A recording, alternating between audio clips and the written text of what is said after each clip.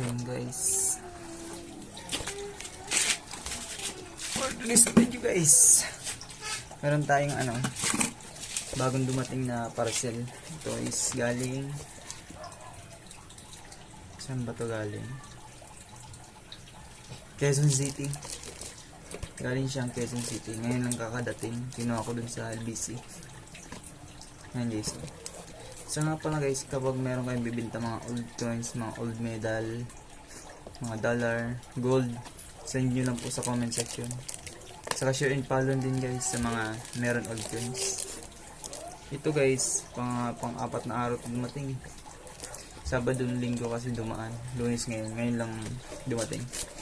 Ito guys, so wala pa yan open. Nakasarado pa siya guys. So ito guys, share ko lang sa inyo guys, kapag meron kayo, send nyo lang po sa akin. Legit buyer tayo guys.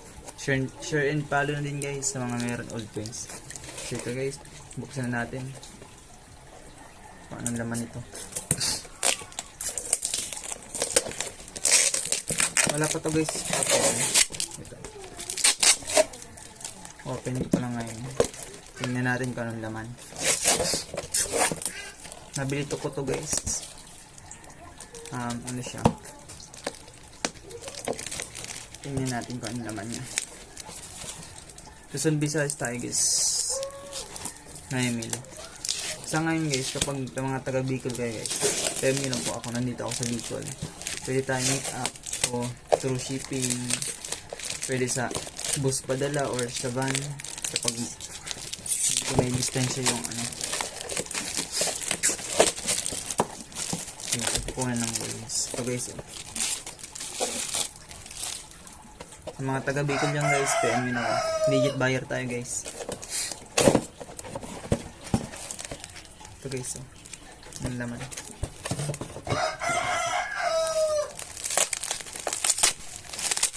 So LBC ko to guys,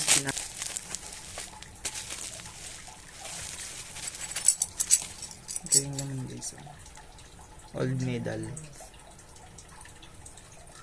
Ano pala to, yung anting-anting, saka yung old medal to guys. Ganda na yan guys, ang laki. Sa mga meron guys, send nyo na po dyan sa comment section, saka yung share and follow na din sa page ko guys. Maraming salamat guys. Legit buyer tayo guys. Ito siya, old medal siya guys.